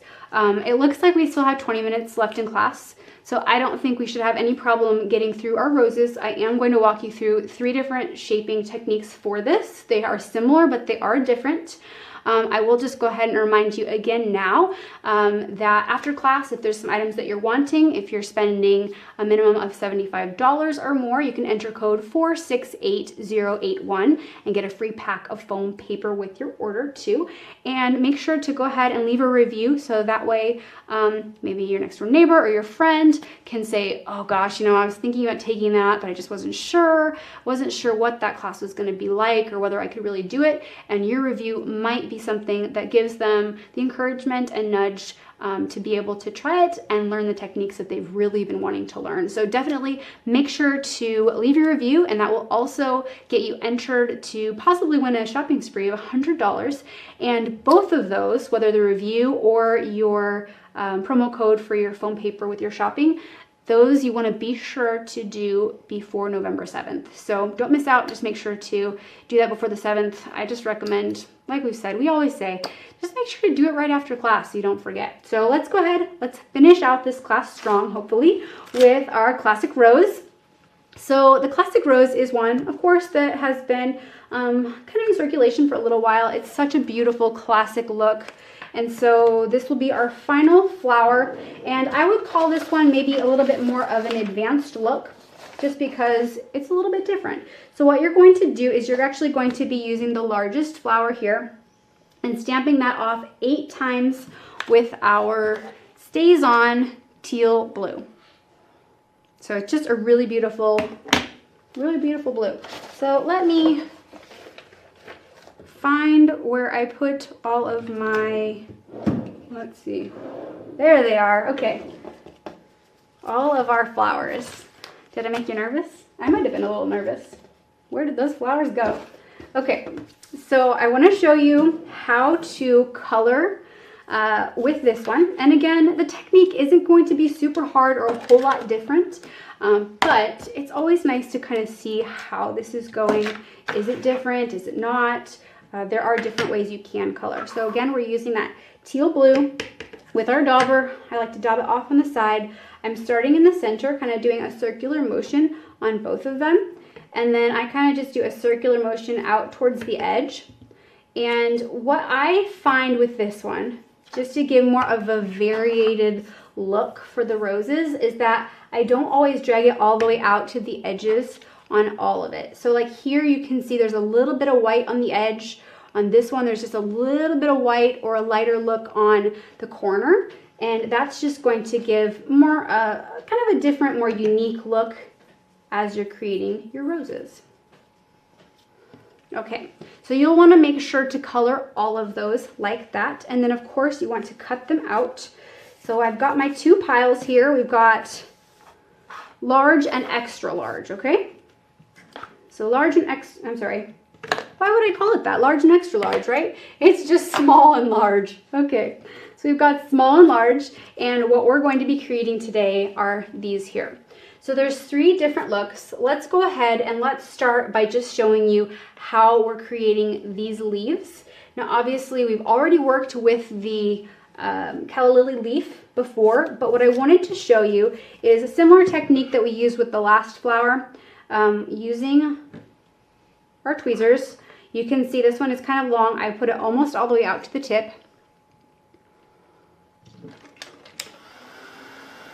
And then again, we can go ahead and flip this over to the back, adding that heat. As soon as it starts to curl, I am just going to pinch it upright towards the tweezers.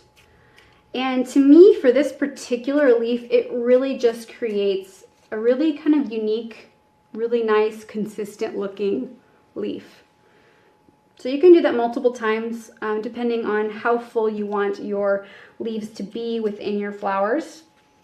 But that is a nice one, and that's what you can see here, that I did 4 different ones to create more of that full bundle, or kind of like little bunch of flowers.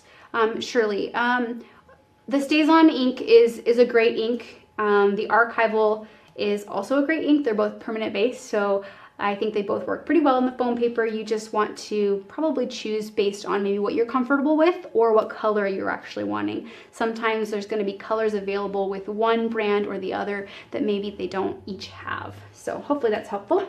So let's go ahead, let's get started. So the first one that I want to do is this one here.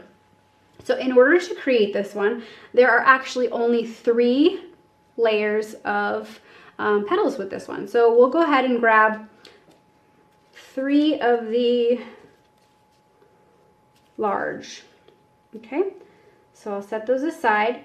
And then what I'm doing is I'm actually grabbing one of my rose hip stamens in blue. And I chose blue because obviously it matches, so it's very, very similar.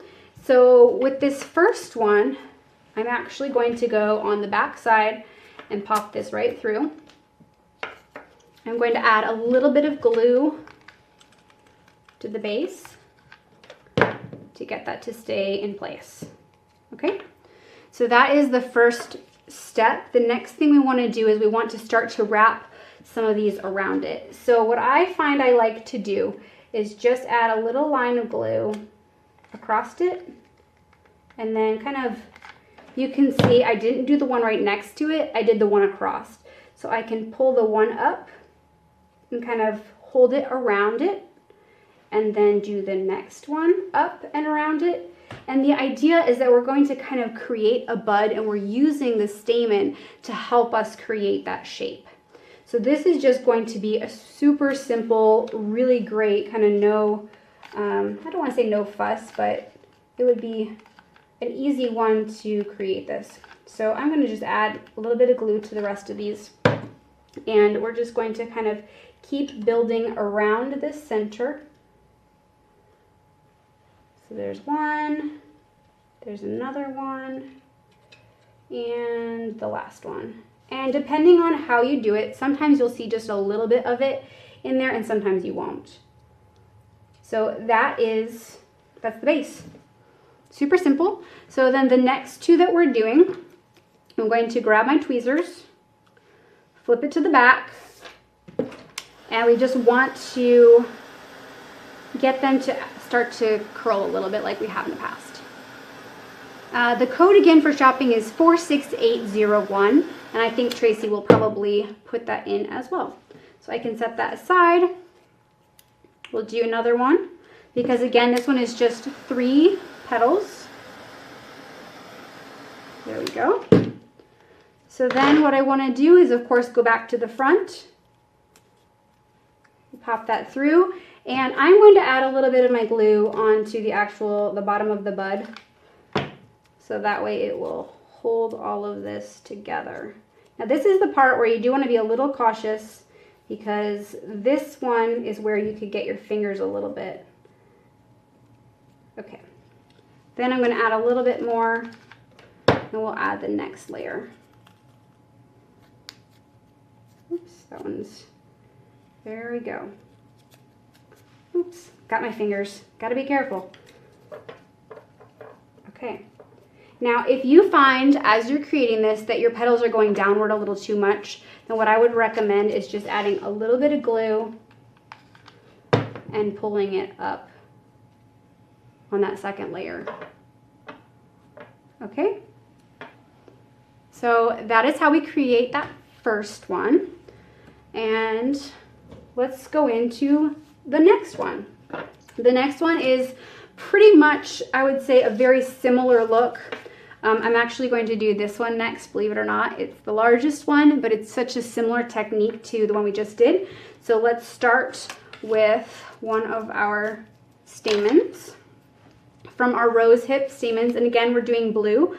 And with this one, it's actually just 5 of the large, 1, 2, 3, 4, 5 of these. And actually, you know what? When I'm looking at that, I don't think that's actually true. I think it was 4 large and nope, I'm right. Okay, 5 large. Sometimes that happens when you actually go to recreate a flower.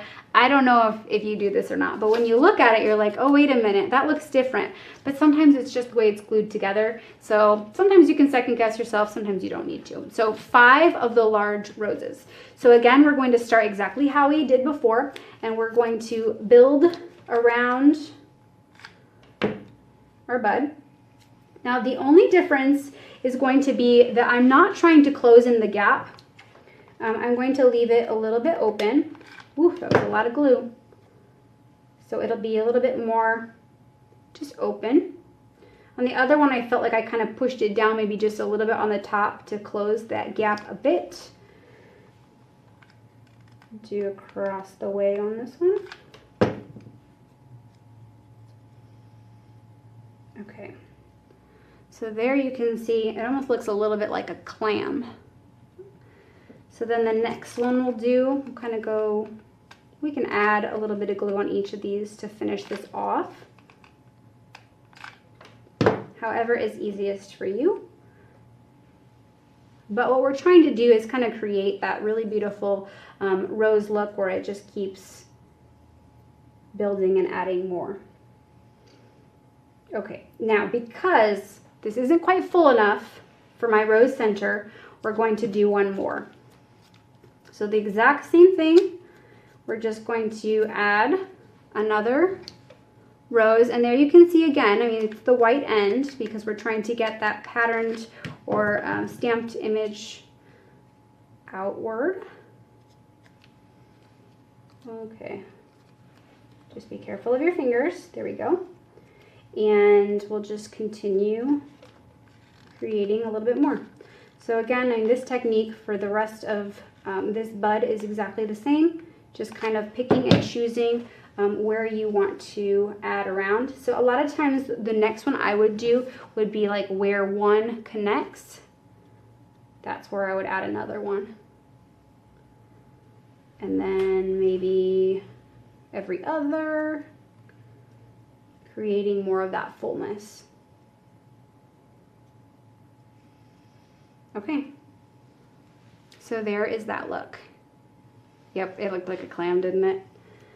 Now, this is also a good time that if you're looking at this and going, okay, you know, maybe I want it to be, want to work on this shaping a little bit, you could go ahead, you could take your tool and you could even heat the edges a little and get them to curl different directions. Just a smidge. See that one even kind of curled outward there? So that would give it just a little bit. Now, do be a little bit careful when you're doing that because my glue wasn't quite dry yet. So it did start to kind of come towards me a little bit. So you'll just want to be a little careful when you're doing that. It reminds you of the Singing Flowers in Alice in Wonderland, the Disney version. Yep, I think you're right, Patricia. I don't know that I've seen that one very much, but I think I know what you're talking about. Okay, so of course the next 3 layers are going to be like the previous that we did. We're using our tweezers and just doing quick heat on the back to get a little bit of curl. And you don't have to get tons and tons, just a little bit of good shape.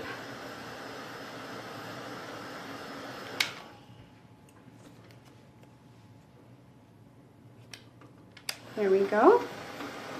This is the 3rd one. And then we'll just start to build. So again, we'll add a little bit of glue on the back. And this would also be, again, a good time that you could, maybe a good place to put it would be actually on these little petals, just a little dab on each one, because this will help to get it to kind of encompass the bud a little bit more and make a fuller looking flower. Okay, so when you're doing this though, again, just make sure that you're kind of being aware of where your fingers are at. There you go. And then pull that one up too.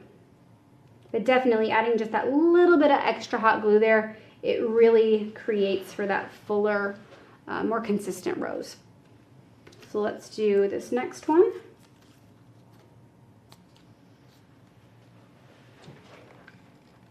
And it looks to me like at this point we have 5 minutes left and one more flower. And of course I have to show you the next class. And so we might now at this point run over just a smidge. So I apologize for that. If you do have someplace you need to be, I completely understand. I'm not offended if you need to leave. The great thing is that we do have, of course, the replay, so that way you can watch later if you missed some or if you are going to have to miss some. There we go. So that finishes that look there. Okay, so let's work on our final flower. And that one is going to be this look. Now this one here is, I would say, more of kind of a curled center look. And so in order to create that one, we're going to be using 3 small flowers. Oops, I grabbed a large one. Okay, 3 smalls. Now you could do the same thing with the large, obviously. It's just that today we're doing it with the small to create a little bit more of a petite rose. So first thing that I'm going to do, because this is exactly the same as what we did on the other ones, I'm going to take 2 of the layers and create just a little bit of that shape. So there's one.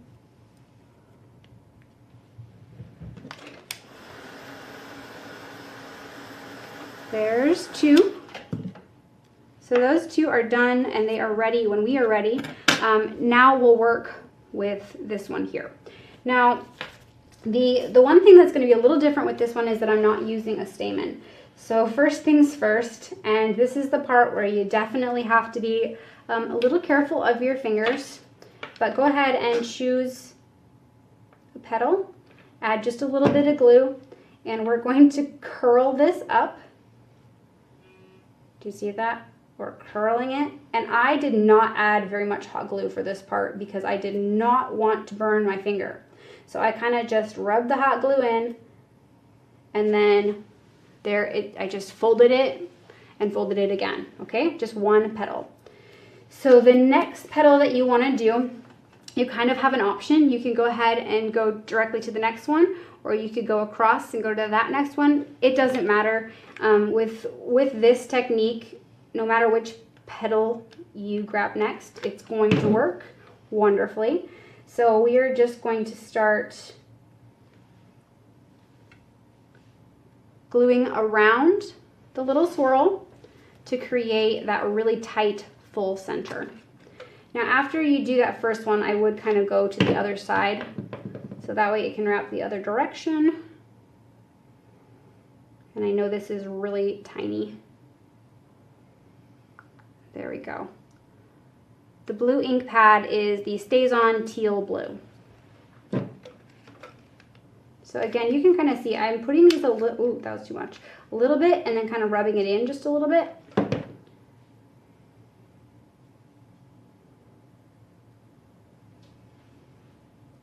Really tiny, right?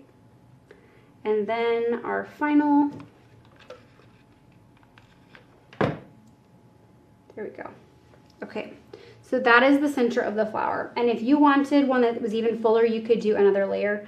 I'm happy with this one being tiny, so we're good to go.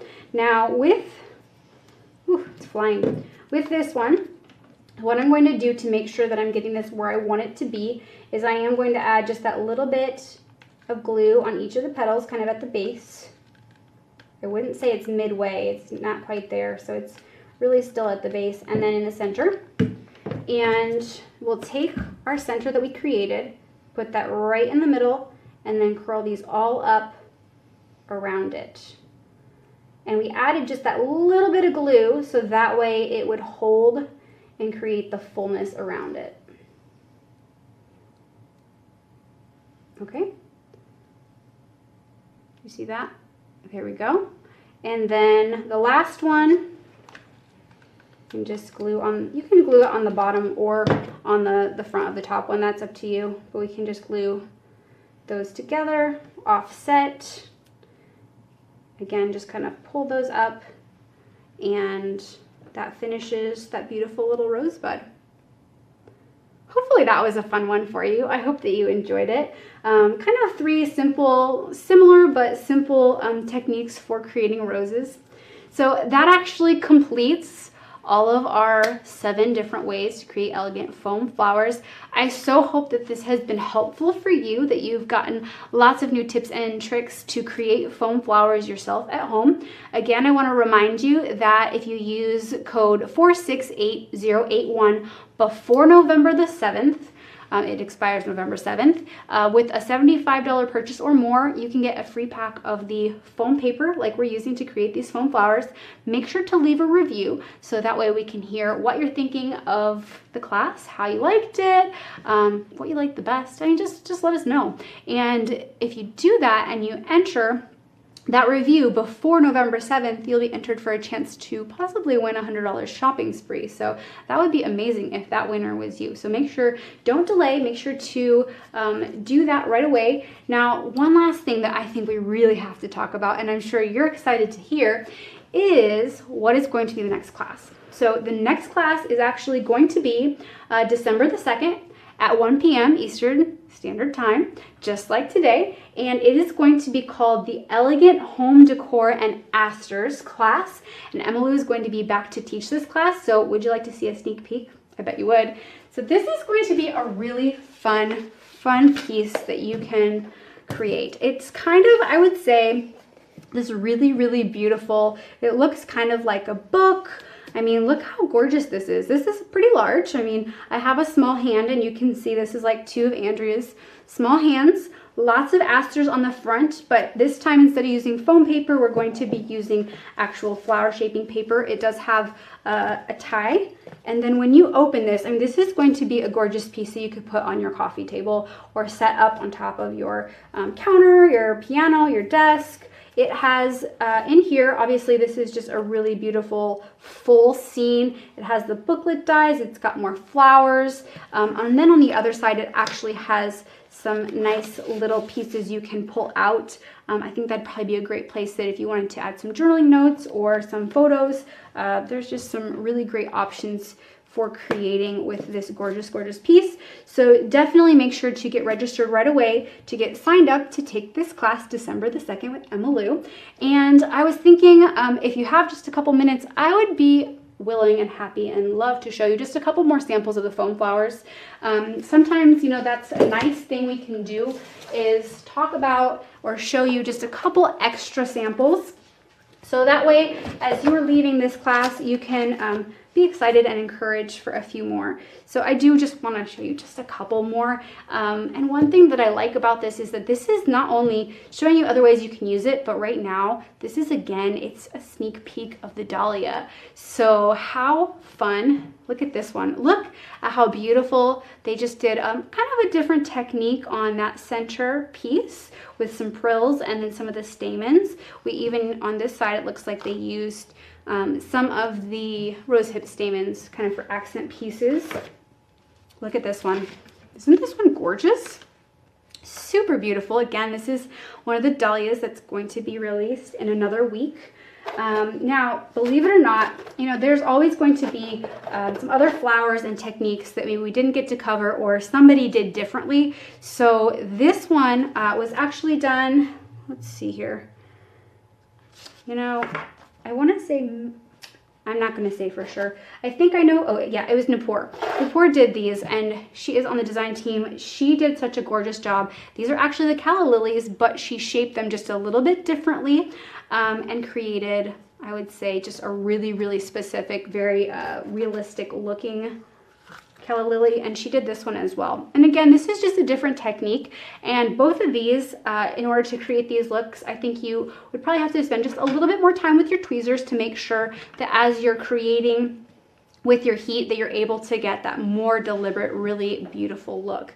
So hopefully that's fun, just to see a couple more options of things that you can try and create now with your foam flower knowledge. So again, I just really appreciate you spending a little bit of crafting time with me today. I hope that you're going to have a wonderful week, and don't forget to shop, leave reviews, don't forget to sign up for the next class.